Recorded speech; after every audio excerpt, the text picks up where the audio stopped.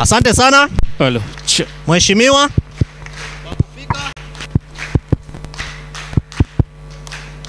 Funga.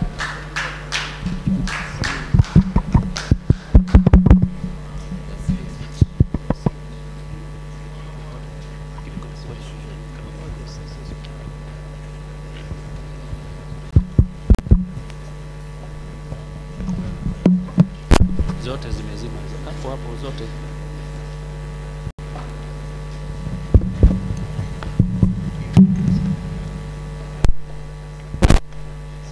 Asante.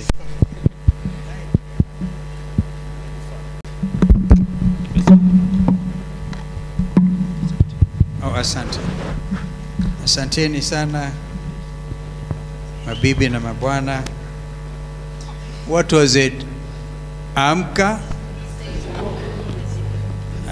Before I came here, I heard of Amka Mama. Amka tena. Stay woke. Sitawapa wiper, so you're I thought this is a very interesting audience. I was sitting there, almost dozing sometimes, because I don't know, maybe the style of presentation, or maybe the subject matter is hard. I saw Mheshimiwa Pio and I almost talking on top of his voice, making a lot of sense. Our sister, Register of Political Parties, and Ritu, Mheshimiwa Esther Passaris, si Mheshimiwa hapa, Secretary General wa Wiper, Senator Shakil Abdallah. We came a little late, and so we missed out on some of the presentation. Our friends from Kenya Kwanza as well. Some of the things that have been happening are worthy of comment, but I will restrict myself to what I've been asked to do. Yeah, like this hustler jet, I don't know what. By the way, some of the things are very serious. Very serious, and I think we'll have occasion to address them separately. Because if they fall under chapter 6 of the Constitution, we may have to discuss how a head of state should conduct himself. If you are friends, keep them as friends. Because under chapter 6, even when you are given a gift, yani hukutaka niseme hiyo sio. Asante. So let's all really adhere to Constitution 2010 on integrity and the conduct of leaders. When you hear of state capture, it begins with people who say, Esther Passaris, County Representative Nairobi, you're going to give you a free ticket to Dubai. That's how it starts. It can affect also a head of state. It becomes a very serious matter. In my view, some of these are impeachable offenses. But I said I will not go that way. Let me restrict myself to being at Ufungamano. Look at this place, Ufungamano. Kufungamana ni kuweka bongo zetu pamoja, kufungamana, kuwa na msimamo pamoja, na kuhakikisha kwamba usawa upo. Usawa wa nchi, usawa wa jamii, pasipo mapendeleo. Therefore, this very historic place, the history of constitution making in this country, almost certainly you cannot talk about the history of constitution making without Ufungamano process. Then people who made big contributions. Therefore, I would like to extend my gratitude to the board and secretariat of County Governance Watch for inviting me to attend this conference at Ufungamano House. Since its inception, as I said, in 1966, this center has served as epicenter of significant political conversations and movements by Kenya's opposition, Kenya's civil society, religious groups. By the way, itself, it's It was the religious groups that came up with the Fungamano, and the student community advocating for constitutional reforms. Well, I came to this university in the mid-70s, early 70s, and I used to be a student at Hall 6, Nile, that we called it the Nile Hall. I know my room, so I can walk up there actually. But I wonder whether it is the same. You know, we used to have a university community, and then the male students would go to the box, and they were accused of cockroaching. Some of them found beautiful wives from that place. A community, University of Nairobi, the university. Others came after that. I know some of you went to Kenyatta, you went to Moi, you went, but this was the place, Ufungamano. So, as I talk to you, therefore, in this written presentation, I just wanted you to know we are standing in the midst of political history. And it is good to be at Fungamano. The work of CGW, led by Executive Director Kevin Osido, is genuinely commendable. We commend you for what you're doing. And one of your 6 thematic areas, i.e. devolution and county participation, have put CGW front and center in addressing socioeconomic and political development issues at the national as well as the county levels in our country. Specifically, the platforms CGW has provided for. I really never like acronyms. They're very difficult things, particularly if these are all consonants. And it's not even a vowel. CGW has provided for public participation, have helped to strengthen county government structures, giving citizens a greater say in how their resources are managed and decisions are made. In my opinion,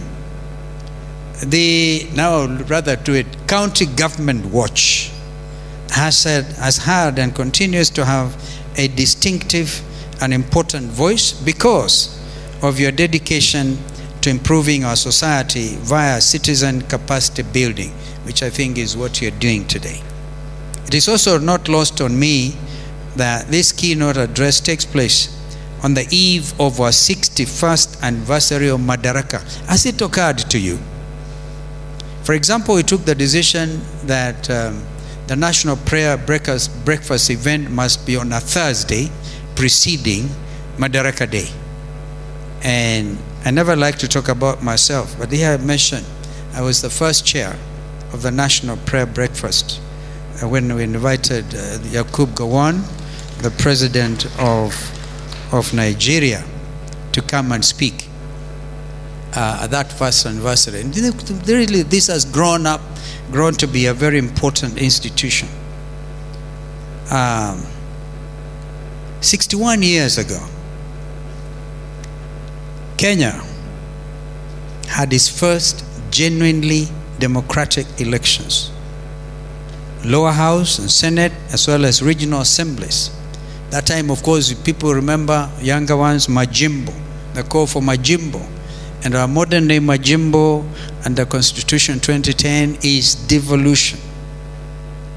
As part of the constitutional transitional process agreed upon in Lancaster House, this can be considered the first real public participation act by Kenyans, our first woke movement, if you will, where the call for citizens' action was exercised by Kenyans at the ballot.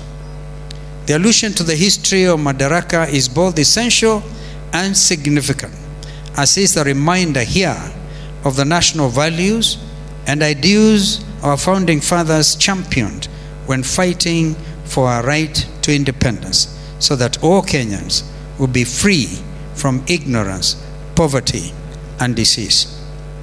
However difficult the situation, allow me to send Azimio's greetings to all Kenyans as you celebrate the 61st Madaraka Day celebration tomorrow. On August 27, 2010, we promulgated the Constitution of Kenya 2010 following a referendum on August 4th. Before its promulgation, Kenyans reviewed the proposed new constitution, made recommendations and proposals, and forwarded their views to their respective members of parliament. The Kenyans from all walks of life were allotted 30 days to engage in the document that would become the supreme law of our country. That was indeed a watershed, woke movement, a watershed woke moment.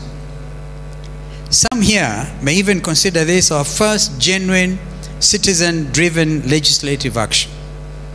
Significantly, Article 1, subsection 2 of the Constitution empowers citizens to exercise their sovereign power directly. Article 10.2 includes national values, participation of the people. Article 33.1 provides that every person has a right to freedom of expression, which includes A, freedom to seek, receive, or impart information or ideas. Further, Article 35 grants citizens the right to access to information held by the state. Moreover, although Article 94 gives Parliament sole authority to enact laws, Articles 118, 119, 124, 201 and 221 and 232 define public participation in legislative proceedings. Article 232(1)(d) makes it quite evident that, quote unquote, the involvement of the people in the process of policy making is a necessary public service value and principle.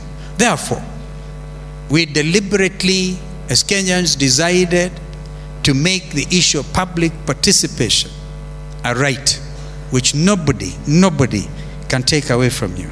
Let me now take this moment to address the National Dialogue Committee, bills, and the Finance Bill, and my brother Opio Wandai has spoken very clearly and elaborately on that. Let me also remind you that these NADCO bipartisan talks were a result of the sacrifices of more than 76, now we've now heard from Opio, who lost their lives during the Maandamano protests. As co-chair of NADCO, we spent months at the Bomas of Kenya, Nairobi, listening to inputs from the public, also from the executive, from county government, civil society, and religious organizations and the business community. And Fred Okango was able to take you through the agenda items, those 6 points. And of course, our number one concern that time was the high cost of living. High cost of living remains a big issue today. From your submitted proposals, we presented to Right Honorable Raila Odinga and President William Ruto what I truly believe was and continues to be the people's call to action. It then was incumbent on our representatives, the National Assembly and the Senate, to honor their voices by passing the bills without amendments. Even if you were to take into account what Anne Ritu has spoken about, the very useful critique of our thinking about a commission, a regulatory commission, as opposed to a one-person office of the registrar of political parties, which gets interfered with. Truth be said, it will go down in history that when elections were held in August 2022, Azimio Coalition One Kenya emerged the majority coalition. But what happened thereafter? Our friends in UDM were the first ones to fall to executive interference. Well, that executive interference doesn't worry me. What worries me is, what does it mean to the future of this country? I wouldn't imagine myself being a member of UDM, and my grandchildren and children's others who remember will be told that you spoiled the party for Kenya. That's a very serious observation. Very serious. Therefore, integrity to political parties was a very key matter. And that's why, Madam Anne Ritu, we know you're a human being. You get a call from a president. And the issue of independence of our institutions. How truly independent are these institutions? That's a question. Even if we enact them, unless you get people of the caliber of former Chief Justice, for example, Maraga, who would say no? While the National Assembly adhered to the will of the people, the 4 bills that the Senate Standing Committee on Justice, Legal Affairs and Human Rights considered in early May had significant alterations. I've just received a call from the minority leader in the Senate. Senator Amboy said he couldn't attend some function I'm coming from because they are there with Stuart Marzayo with their eyes open. So there's not going to be some gerrymandering. Is that the country we want to live in?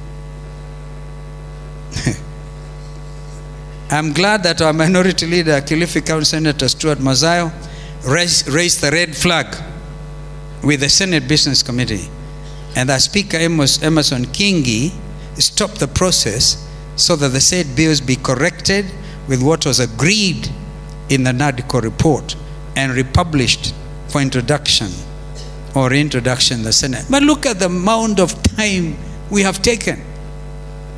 From November, as Wandaya said, it gives us the feeling, and we know that some of us never like to act in vain. We love this country so dearly that we must call out whoever is trying to take us for granted and taking the country on a ride. Therefore, the 2 principles, my brother Raila Odinga and President William Ruto, have a duty. They say they'll do whatever it takes to whip members in parliament and do something. But we can always see a certain amount of laxity. Therefore, we need this woke moment. And if you don't wake up, citizens, if you don't wake up and you remain as calm as you are this evening, this country will just go to the dogs. Very calm citizens. Well, I'm not asking you to be another buffalo soldier, but I'm telling you, please, the call to action, and for leaders to put action to what they have publicly announced. To be clear, this machination demonstrated a lack of good faith on the part of a sector of the Kenya Kwanza administration. Without our lawmakers' sharp eye for detail, the 4 bills may have passed, which would have been a travesty of immense proportion. As regards the Finance Bill 2024, my sister was here. I really missed out an activist who seems to have been talking to herself, but very deeply. I think you are listening. Even if you don't listen to me, I hope you listen to, was it Damari? Diana. I hope you listen to Diana. Even if you have not listened to anything I've said today, please take into account what Diana told you. It looks to me that this government is so determined to kill the middle class. Now, during my time with President Kibaki, we were very deliberate about growing Kenya's middle class. These are the men and women driving. These are the men and women people are telling, you don't want to pay tax, leave the car at home. Sasa mambo gani haya? We tafakari mambo haya.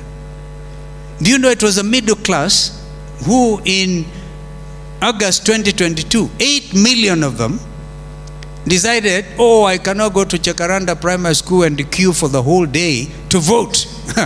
Now, because you didn't vote, this is what you are getting. I can bet the next election, the number 1 people to wake up at 5 o'clock in the morning will be the middle class. They are the ones who are overburdened, overtaxed. But what is even more tragic is after that taxation, instead of helping Mama Mboga and Boda Boda, you're putting it either in your pocket or allowing your proxies or people to go flashing out their wealth from people's taxes. Some others in Parliament, Mheshimiwa and I, even have the audacity to tell Kenyans that we are overtaxing bread because we have realized it causes diabetes, for goodness sake. Honestly. Madam Diana, why don't you tell them? Why don't you tell them? And we are still sitting here. That, by the way, was a cause of the French Revolution. When a certain queen said, why are these people complaining?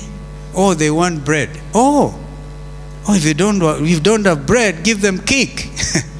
Shows the level of disconnect. So, middle class, you're killing the goose that lays the golden egg. And Kenya is so unique. This is why this country has managed to stabilize. Because it's a middle class which you create the engine of growth, economic growth. But if you bring everybody to the same level, you kill our industries, because no investor will want to look at even these economic zones that Kenya Kwanza have been talking about. People instead go to 10th of Ramadan city outside of Cairo and invest because the conditions are attractive. No investor.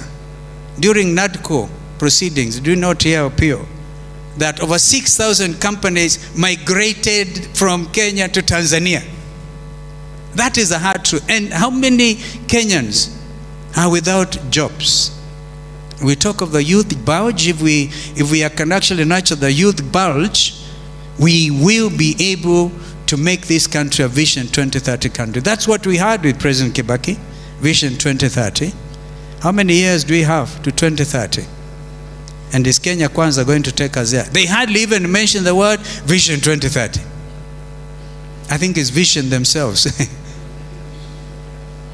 Going to Harambes, flash out 1 million shillings, 3 million shillings, back to the era of Harambee, which is actually stolen money.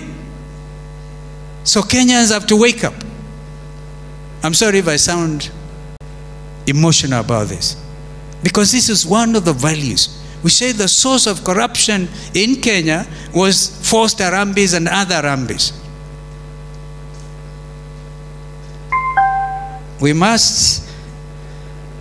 We can no longer claim, ladies and gentlemen, ignorance. And we must take all necessary actions to safeguard public participation as one of our democracy's core foundations and be able to uphold that promise. We must do now, tomorrow, and always, in the spirit of self-independence. We must reject the apparent tokenism of public participation in favor of true and effective public discourse and engagement that leads to a legislative agenda that reflects the desire of the Kenyan people. Kenyans are feeling despondent. Who will do what for us? You and I feel, must have the bravery and voice to tell this administration that we have the capacity, the dignity, and the right to make decisions and shape our destiny. Ladies and gentlemen, this is our self-governance moment. This is our AMCA Stay Woke moment. Thank you very much. And God bless you.